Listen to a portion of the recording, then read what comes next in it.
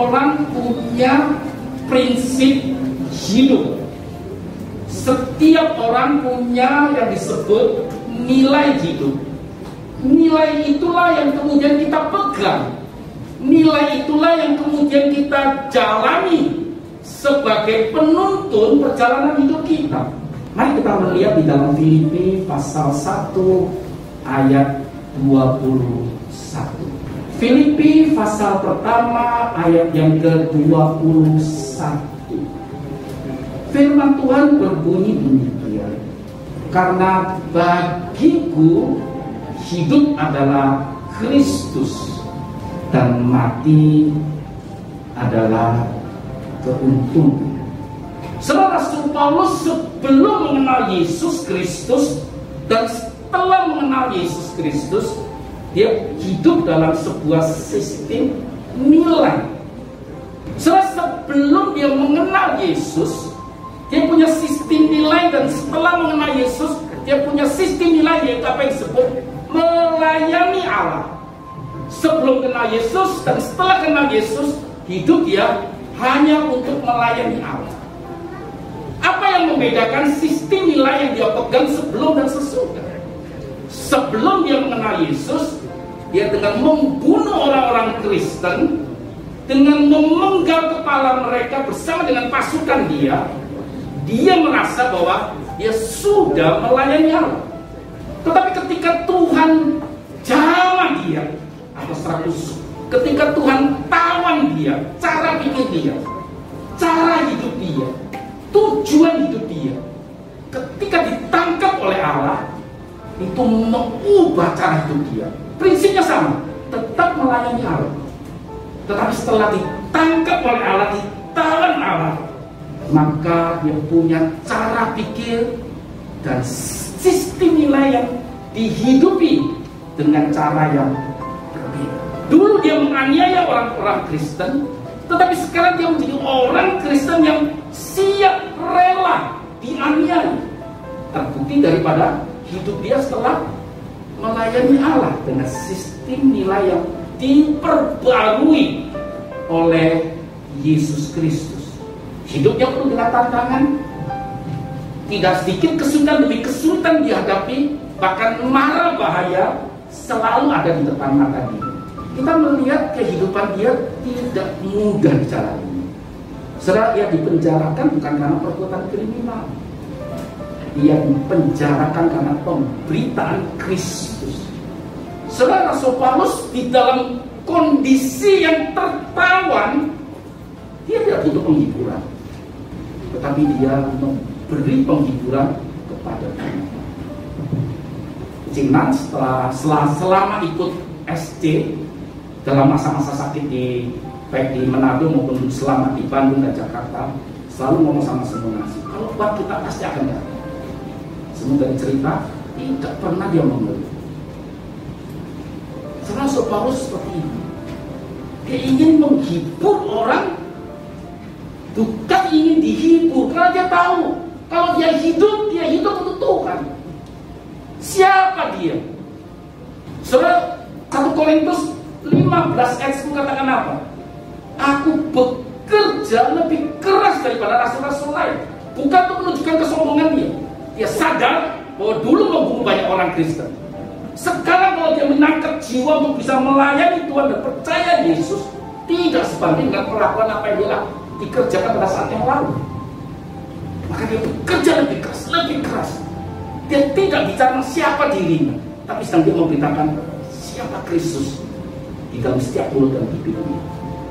Dalam setiap surat-surat dia selalu mengingatkan, memberikan penghiburan spirit bahwa jalan hidup yang dijalani oleh setiap jemaat itu tidak salah.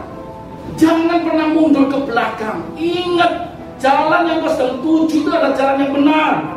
Tetap semangat walaupun tantangan tidak mudah. Sistem nilai itulah yang kemudian membuat Rasul Paulus bertahan. Kalau masih hidup, maka dia hidup untuk Tuhan. Dan dia bisa hidup sampai saat dia menuliskan surat ini. Serang Rasul Paulus katakan di dalam Filipi pasal 4:13, kalau dia boleh kuat menghadapi dinginnya penjara, kesulitan demi kesulitan, kadang-kala didera, dipukul, dianiaya. Dikatakan segala perkara, katakan dalam Filipi pasal 4:13. Artinya segala usaha dia, kesehatan dia, masa depan keluarganya, dia dapat tanggung di dalam Dia yang memberikan kekuatan kepada. Dalam setiap pembicaraan dengan Cinan, itu juga lah yang menjadi isi hatinya. Segala perkara, sebagian saya tahu pergumulan usaha pekerjaannya, pergumulan kesehatannya, masa depan keluarganya, anak-anaknya. Kalau dia boleh bertahan, semua akan anugerah. Bukan hanya Rasul Paulus, tetapi Cina juga menantikan panggilan Tuhan. Dalam Filipi 3 apa katakan apa? Dan berlari-lari kepada tujuan untuk memperoleh hadiah itu, yaitu panggilan surgawi. Sebab apa yang menjadi sistem nilai kita? Apa yang kau pegang selama engkau ikut Tuhan? Sistem nilai apa yang kau selalu menghidupi hidupmu atau mendrive hidupmu, menggerakkan hidupmu sampai ada sampai saat ini?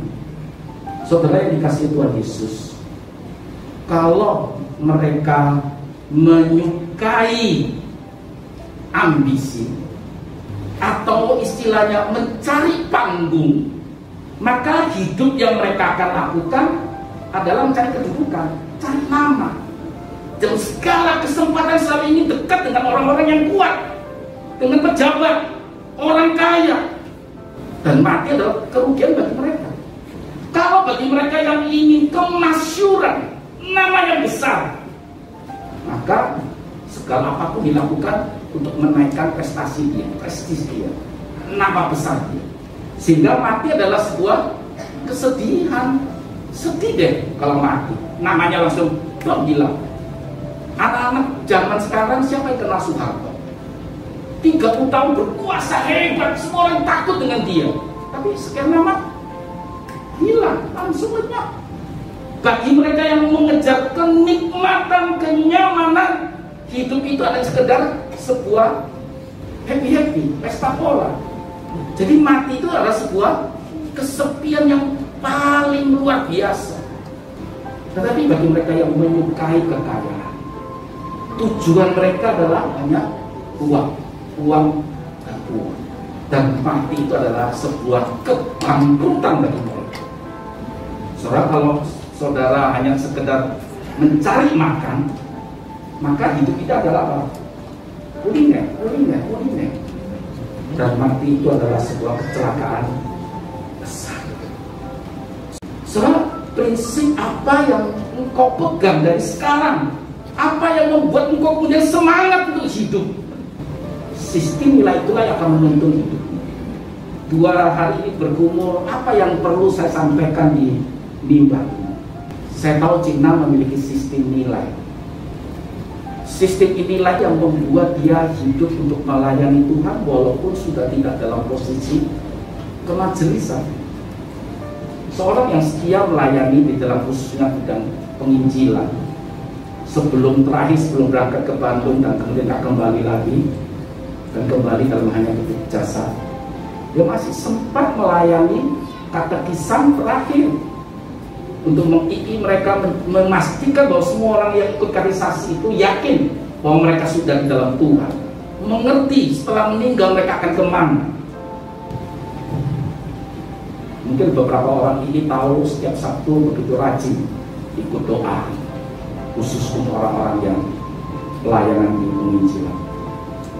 Setelah sistem nilai yang dipegangnya membuat dia itu kekeh, teguh untuk menyampaikannya dalam rapat-rapat majelis selama setahun saya bersama-sama dengan dia. Dan setelah setahun kan baru jadi banyak, jadi sekedar sebagai pengurus dalam BPPJ. Serang kekeh. Artinya prinsip-prinsip nilai yang dia rasakan itu benar, dia akan sampaikan. Terserah respon orang. Pokoknya dengan sukacita, dengan senyuman, kadangkala dengan tangisan. Kalau ingat tiap kali Cinan ngomong lalu ada nangisnya, saya jadi teringat dengan penginjil Sergio. Ya, mereka berdua pasti tahu beberapa dari Bandung nih pasti begitu. Tiap kali pendeta John Sergio itu kalau tiap kali mau menceritakan kasih Tuhan, belum ngomong sudah nangis duluan. Sebab prinsip itulah yang kemudian menghidupi dia dalam pergaulan dia dengan siapapun dalam pelayanan di Geming Kristus Menado secara khusus. Membuat dia menjadi berapi-api untuk membicarakan pelayanan, akan menyemangati setiap hamba Tuhan untuk terus berpegang pada prinsip kebenaran, untuk membawa bagaimana Geming Kristus makin hari makin lebih baik, bukannya secara jumlah besar, tetapi bagaimana prinsip-prinsip nilai kebenaran itu ada di dalam gereja ini.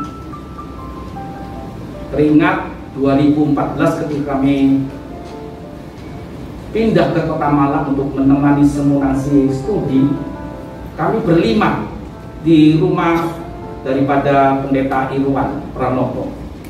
Saya, seminasi, pendeta Irwan, penginjil Medi Garing dan Cinan ngobrol begitu berjam-jam dengan semangat luar biasa, menceritakan beberapa pelayanan-pelayanan di Geming Kristus. Waktu itu saya kan belum ada di Geming Kristus, belum juga menerima tawaran untuk melayani di Geming Kristus. Dan tidak terbilang ketika ber-SC bersama-sama dengan kelompok SC 09, semangat bergebu. Kadang-kala mungkin mendominasi jumlah waktu untuk bicara. Kadang-kadang semua bilang, Cinan boleh ganti dengan orang lain, karena semangatnya ya. Jadi selalu menanggapi orang itu walaupun secara negatif maupun positif terhadap apa yang disampaikan, dia hanya senyum.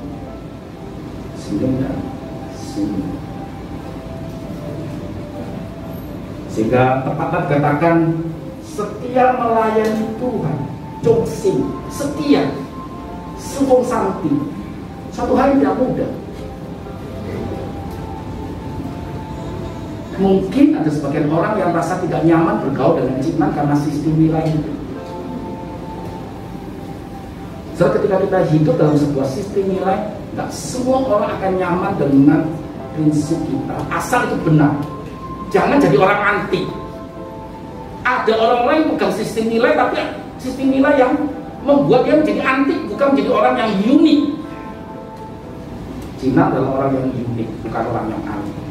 Kalau orang anti dicari orang, tapi kalau orang anti, maaf, dihindari banyak orang. Nggak mau orang bergaul, ngapain bergaul? Buang-buang waktu, wasting time ngobrol dengan dia.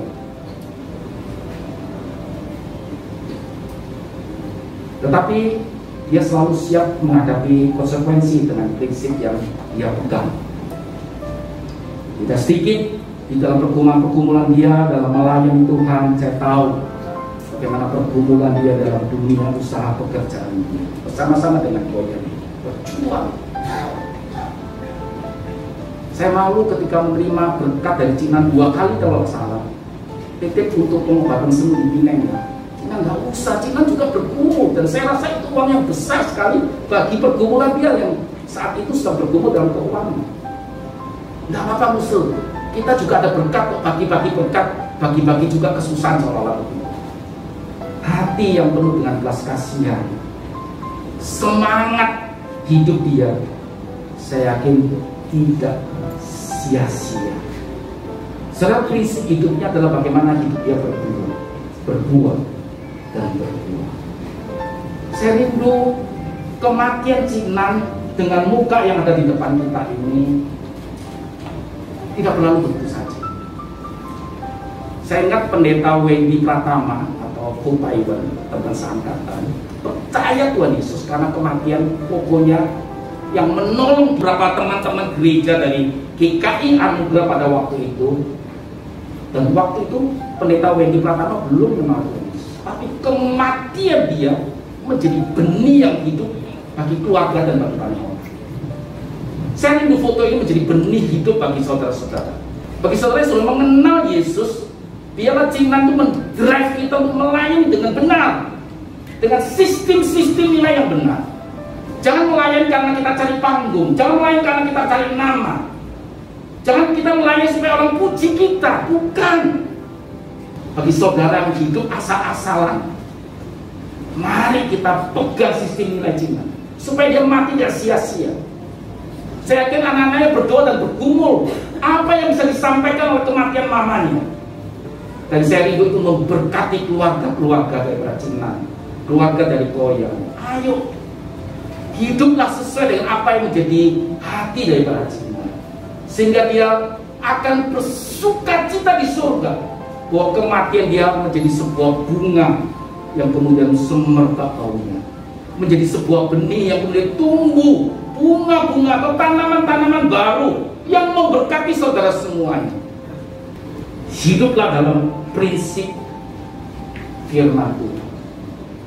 Saudara, mati menjadi keuntungan karena apa bagi Rasul Paulus? Karena dia tidak menyesal. Dia tidak akan pernah menyesal dan tidak pernah ada yang disesali dalam hidup dia, karena hidup dalam prinsip yang dia jalani. Ketika Tuhan panggil Paulus merasa, saya akan menerima makhluk.